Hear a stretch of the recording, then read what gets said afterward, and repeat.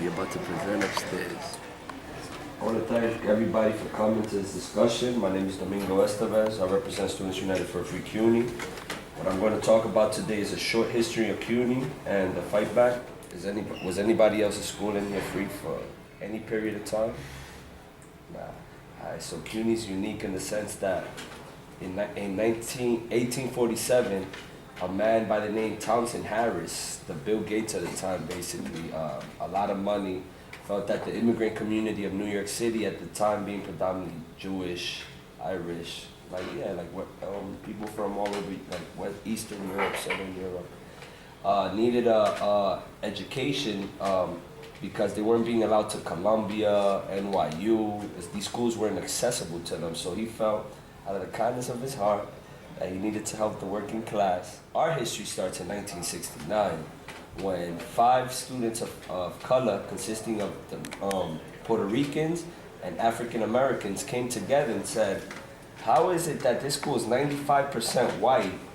It's cool that it's free, you understand, they're letting us in, but the city doesn't look like this school, you understand? Like, where's all our people at? 95% white and like 5% non-white. Like, if you understand New York City, you understand that after the 50s, New York City became a predominantly outnumbered people of color. You understand? The working class of New York City is people of color. In 1969, they do these student strikes. They take over the North Campus, which was the campus that was, it had a gate, so it was easier to take over. All they had to do was close the gate because it was confined, you understand? So they took over that school, and their demands, I don't have it in the back of my head, sorry for lack of research, but their demands were like simple. We just want a program that educates our people about their history, you understand? Ethnic studies is what we call it now, but talking to one of the elders from there, Louis Reyes Rivera, may he rest in peace, Louis was like, but we lost though in the sense that they still managed to divide us. We won ethnic studies, but then they created African studies, Latin American studies, and he was like, nah, the purpose of ethnic studies is understanding everybody's culture, not just your own. They won open admissions, by the way. They managed the school, I believe the following semester, the dynamics of the school just changed. Within 5 years, in 1975, CUNY was graduating the most people of color in the nation, and it's even said in the fucking world, man. Like, make this link, right? Free education, Great Depression, through the Great Depression, through World War I, through World War II, through the Cold War, and all of a sudden in the 70s we get a crisis where we're gonna have to start implementing tuition, so that all of a sudden it costs more money to teach a brother of color and a sister of color than it is to teach an immigrant white class throughout history. People from the Jewish community went to CUNY, Colin Powell went into CUNY. A lot of people who are influential right now and sold their souls to the devil went to CUNY. 1969 sparked every student of color movement that happens in CUNY. They have to relate it to them in order for them to mobilize. Why? Because open admissions was what got us in.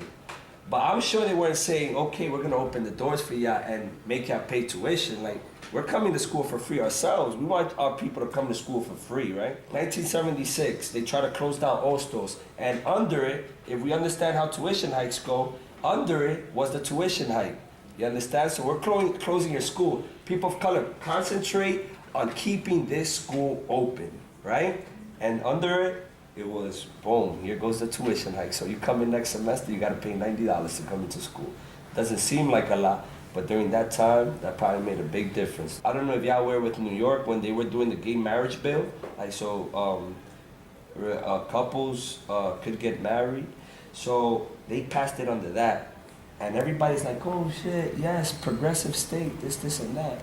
But under it, you got a little bill that's raising your tuition $150 a semester.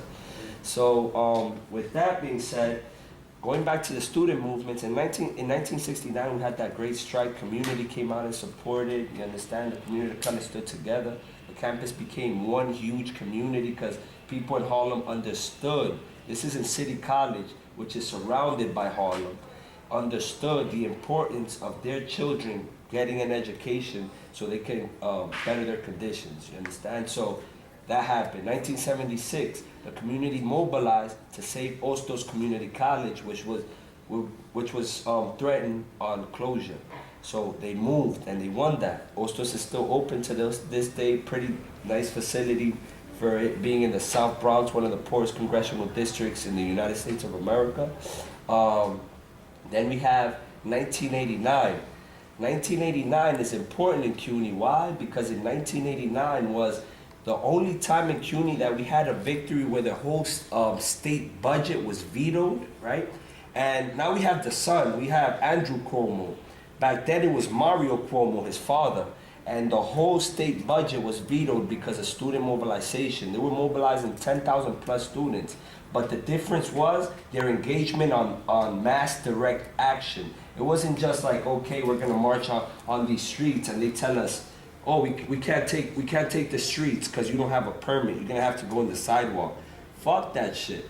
You understand? We're in with dire times, call for fucking dire actions, you know? So they took the streets, they shut down highways, they went into Wall Street, occupied Wall Street before the movement was even diagnosed, you understand? So they were already in there making noise. It got to the point that one of the brothers who was I would say influential figure, Mark Torres, talks about how they were making so much noise that the Wall Street was echoing, like they were calling out Mario. You understand? That was the governor at the time calling him out. What that got him was that the governor said, well, I can't veto just this one clause, the tuition hikes. He vetoed the entire fucking budget that year, right? 1990, 1991, you know, a lot of the people that were influential in the movement left, but the movement didn't die though, you understand? So we have mass mobilizations, but not as much impact because the state adapted to whatever the students were moving on. Open admissions in CUNY ended in 1999 by Chancellor Matthew Goldstein, who was put into power by Mayor Giuliani. So open admissions is out the question. So now you start seeing why is it that CUNY is constantly raising tuition, yet the standard of education is not bettering the schools. They building these new luxury schools, but that's not to appeal to us. You understand? They're building luxury I call them condos because them shits look like condos. Yeah. Luxury dorms, and to appeal to the international students. In 2011, some of us come together, about to 3 to be specific, and we didn't necessarily create Students United for a Free CUNY.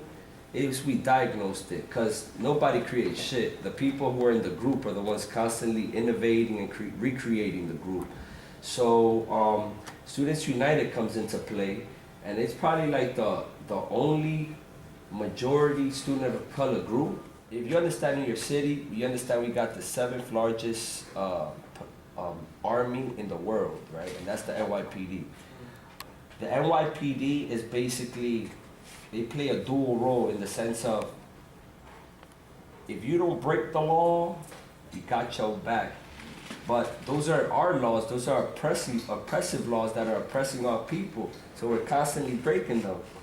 Now we call them breaking them. We're constantly trying to work on creating something new because that's what we're all here for. Everybody here, if we disagree on 99% of the things, we're going to agree on everybody believes in fundamental change. That it's time for this society to actually evolve from this period of capitalism, right? In New York City, we stress the fact that we don't need nobody to talk for us. You understand? We could talk for ourselves. Therefore, we could take the leadership of our own struggle, which is intertwined with everybody else's. You understand? Because when the bottom come up, everybody comes up with them. Our long-term goals are not something that people usually jump on right away because they're like, word, that's mad far-fetched, dog. Free education? You're in the United States of America, you gotta pay to even take a shower sometimes. So we have a diverse tactics when it comes to organizing. Like for example, my boy Kev right now is gonna give you a piece of our theme song. This is the song that Kev, in Central Bookings after a heavy day of protesting in Baruch College, I was like, shit, let me just spark people's minds to some music, some culture. Alright. Go this way, my brother. So like my brother was saying, we were protesting against these tuition hikes, and I got arrested, and I had to stay there the whole night, so I thought of this while I was there. I was like, college raising the damn tuition. It's like they planned a mission to separate man and wisdom. Rather see me cleaning pans in the kitchen than in France just chilling. They label rock bands as villains, but don't speak about bombs as they bang on civilians. Evil tanks and they killing everything in your vision. Corporate news got your mind in fit. Cops in riot gear. There's no riot here. Just protesters non-violent. Che pa las que sea, mi vea una vida tan fea. We so concerned on what to wear, we don't stop and share a conversation. Corporate domination got us thinking racist. Face it, we live in basements, but it's time we awaken. Leave behind the lies of matrix and design some places worth living in. I'm chasing the earth with some discipline. So many wars, they keep shipping men. Different generations dead, families can't find bodies. Please check the list again. That's why I lift and grip this pen. When I spit, the dead they live again. Listen friend, the beast kills with jets while we cash checks, pay bills and rent. What do we have left? Nothing but mass stress. I'ma be at the revolution, where will you be? I'ma be marching smoothly for United Free CUNY. Nice.